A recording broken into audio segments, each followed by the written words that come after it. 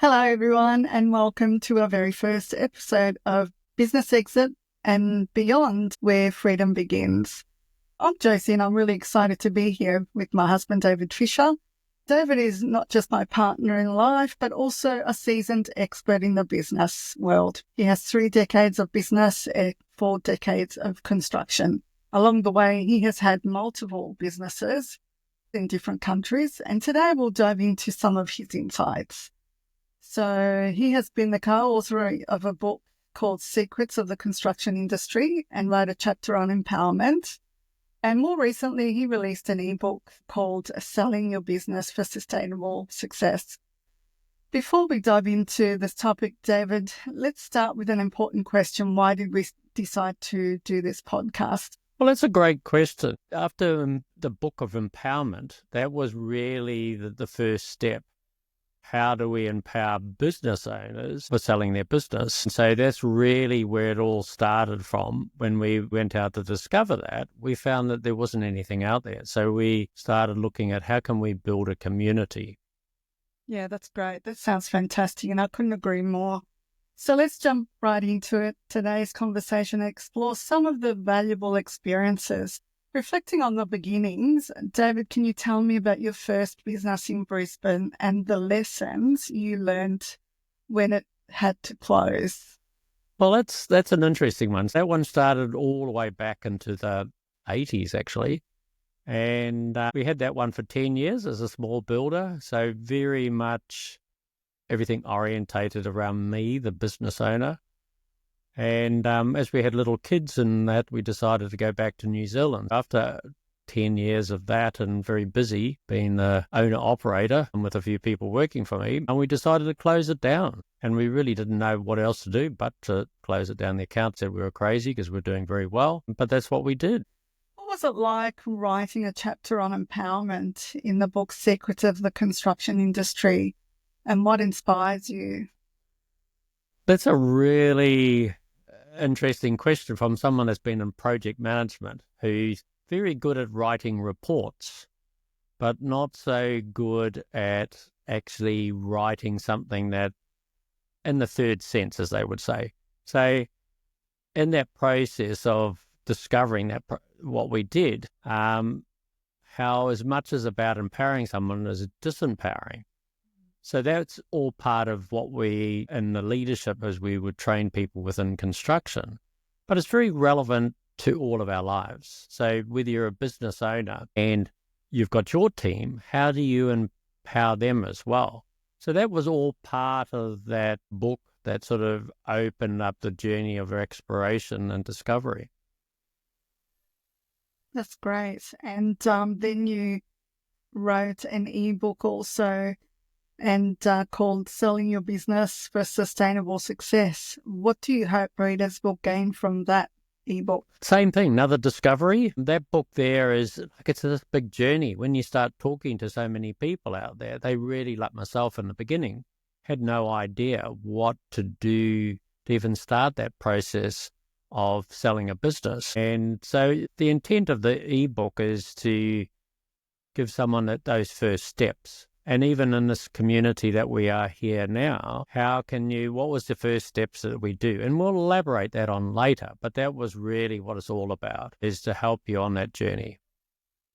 Great. Okay. So throughout businesses, there's always the handling of regret. Why do you think some business owners feel regret after selling, and what advice do you have to help them avoid this? I think that obviously I've only sold one business. The first one I closed down, the next one I sold to one of our partners. At that time, I had something else to move on to with different partners. Not only were we in construction, but we're actually in development as well. So there wasn't actually any regrets for that particular one because I had something to go to. When we just closed the door, the first one, that was kind of like closing out my whole world type of situation. That was my identity. So I struggled for a while and actually went and worked for someone else for a period of a couple of years in that journey. Yep. So there's an importance on resilience as well. So how do you think staying resilient helps when navigating the challenges of running a business? Well, yes. And especially today, that's a beautiful question. And let's go a little bit deeper on that. So we've all got the challenges of today, staff. We've always had challenges of staff. But today it's particularly difficult to get the right sort of people, the people that are keen and all the rest of it. So we've been very blessed over the years of having some really good people. And today they're still out there, but it's a lot more competitive than ever what it was before. So the environment needs to be very good. So we look very carefully at how do people, the synergy, I would say, of creating community within your business. So instead of it just being nuts and bolts about dollars and cents, which is very relevant, don't get me wrong, it still is very much about how the owner and their management really empower their staff. And I'm talking from not just their leaders and their staff, but everyone all the way down. Because the greatest way to grow is ideally internally. And if you can do that, they understand your culture of what you've created and how you look after one another. So there's a lot of dynamics. Obviously, we can go deeper into other things like systems and all the rest of it. But probably the greatest dynamic to start off with is about culture. So if someone is ever looking at your business to buy it, they are looking at that because they want a company to work without them being in it. They might look at it, but they want the dynamics of all of that part. And I think that is the key to really putting a from an average company to a fantastic company. Right. Yep.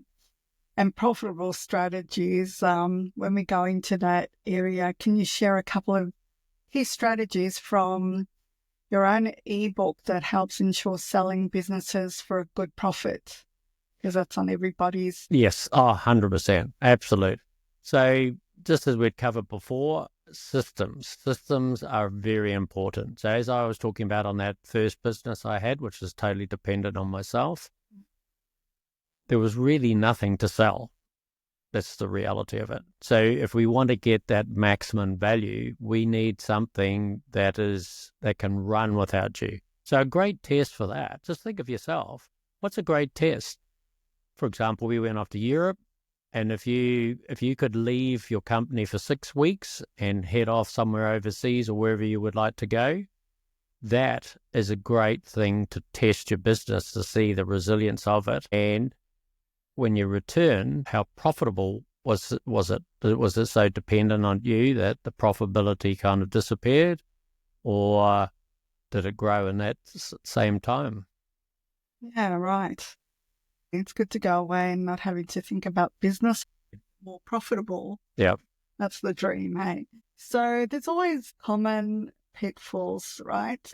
To avoid them, what are some common pitfalls to watch out for when selling a business? And how does your ebook help address these? There's some of the greatest pitfalls people look at is you have to go and compare yourself with the rest of the market, because we all get our business, I'm just saying hypothetically, is worth $1 million, but it might only really be in the market worth $500,000. And so taking aside all of that, we really have to look at our other competitors. What is their edge? Are we unique in the market, or are we just like the rest of our competitors, just competing solely on turnover and our margin shrink? Obviously, if we want to expand, we just turn over more, but we have to discount at times and different things like that. So that has a huge impact about looking at where you're placed in the marketplace. Right. Okay, so the next question is about planning with partners. So how can business owners plan effectively with their partners to make the selling process smooth and successful? So your business partners, you really need to get on the same page, because if you've got different age groups or different things like that, so all I can do is use the example that in my case, which was a business in New Zealand. So we actually had 5 businesses that were tied together. So initially we just started off with two partners, and then we landed up with a more junior partner later on. And that was who actually I sold my portion to. So in that particular case, we look at all of those years of building that company. And so for me, that legacy to continue on still continues on.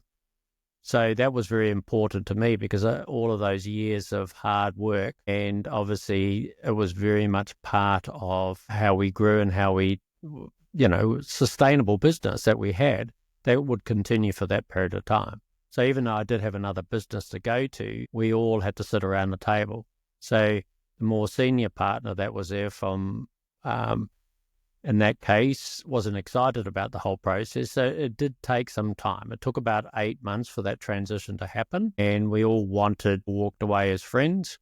And that was the most important part. So we still did business together in a different format. So it's really about working that relationship and the benefits or, there's a little bit of compromise that goes on. It's not just the dollars and cents. It's the relationship that you continue. The last thing you want to do is spend all of those years and then all of a sudden walk out the door and you can't talk to each other. And that would be a sad situation. Yeah. And then you got to cross the road when you see them coming, and it's lovely. Yeah. So what should business owners look for to know their business is ready to be sold as a valuable asset? Right. That's another very good question as well. By the time you've gone through those steps of where you are in the marketplace, where the dependency on the business owner has been removed, as we were talking about with the test of going away for 6 weeks, all of those parts start looking at what it's worth. We all need to get professionals in at that point because they can look at it from a market analytic way. So they look at like where it is. So the valuers they take a market snapshot. So they're looking at all the businesses around it. They know that. So they're not guessing it. So we can all guess and think our business is worth 3 times more than what it is. And there's lots of things about goodwill and everything like that. But really the valuer looks at it from we'll just call it an economic point of view. True, yeah. We always think our assets are worth a lot more, and we're not always objective, are we? No, absolutely not. So finally, what exciting new plans do you have on the horizon now that, even with the ebook out, but what are some other projects that you have going? Well, here we are starting like I say now, this is our very first podcast. And both of us now are under the brand name of JD. So obviously we've got Josie and we've got David. And so we've pulled that together because as we've been going on this journey for the last 2 years, we've discovered that we want to do this together. So we've talked to a lot of people in the space, and they've all seemed to be in the same sort of predicament where they don't know where they're going. And it's not easy. So we're building a community, a meetup community as well, and starting in Brisbane, and and an online one. So we want to really reach out to the people initially where we can get them informed about their options. Because in our research of all of that, there isn't a lot. You can go to the business brokers and obviously they look at that and their job is solely to sell the business. And they do that well. Then you've got the accountants who look at yours from that point of view and they look at typically a model number. And you've got a whole lot of other different consultants and advisors that go through that process. So our idea is that if we all collaborate together, where we build a community of business owners that want to exit, and the reason why we call it business exit and beyond is because it's the beyond part as well. So we can help you definitely set up your business so it's streamlined and ready to sell. But there's a lot of people, as we were talking about identity before, where the identity is in their business, which is totally understandable. That's totally, and my identity was always in construction for 45 years now. So we all understand that process of moving forward. So that's the main reason why we've really got behind this, is to have a safe platform, a safe community online and in person. And the in-person ones will be in Brisbane. And eventually we will move our way to Melbourne and Sydney.